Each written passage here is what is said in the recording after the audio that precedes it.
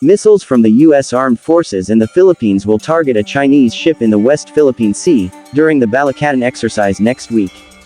The operation is part of the sinking exercise of the two allied countries, which every year carry out the Balakatan exercise, as part of the Visiting Forces Agreement under their Mutual Defense Treaty. The ship is the decommissioned oil tanker made in China, formerly used by the Philippine National Oil Company, which was donated to the Philippine Navy in 2014, and named BRP Lake Caliraya. Since it was launched at Taizhou Zhongxing Shipyard, in China, and commissioned in 2008, PNOC used it for 6 years, and it was decided to donate it to the Philippine Navy in 2014 as a replenishment vessel until 2020, but the Navy saw the mechanical and its electrical issues, which are too expensive to fix, so it is now being decommissioned. Here we can see how wasteful China's products are, even in their big products. So it is not impossible that the current ships of their Coast Guard and Navy now deployed in the West Philippine Sea may have many problems inside that we do not know.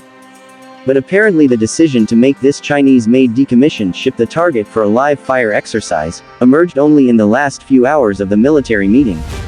So it caused an immediate controversy in the context of the escalating tension between the Philippines and China, as if showing that America and the Philippines wanted to bomb China's ships. So it pushed Colonel Michael Logico, Army Officer Philippine Coordinator and spokesman of Balakatan 2024, to announce to the public that the sinking of the Chinese ship was not intended to send any message to them.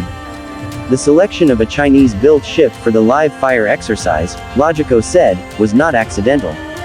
The Shoulder program includes a series of exercises related to maritime security, air and missile defense, dynamic missile attacks, cyber defense and cyber operations. The island retaking exercise that was supposedly captured by the enemy will also be replicated. For the first time, the maritime exercise will be conducted outside the territory of the Philippines, in international lanes close to Taiwan. Also for the first time, the Philippine Coast Guard will also participate in the exercise, the country's frontliner, in confronting China's naval forces in the disputed areas of the South China Sea. America deployed its new medium-range missile system called Typhoon, for the first time, capable of launching Tomahawk cruise missiles and SM-66 anti-ballistic missiles. The island of Luzon is approximately 320 kilometers from Taiwan, so China immediately issued a protest, so it personally summoned the country's diplomatic envoy to protest. President Biden insisted again, not to underestimate the treaty between America and the Philippines, because when someone dies, even a Filipino soldier or policeman, the Mutual Defense Treaty can be invoked, and expect American forces will face them.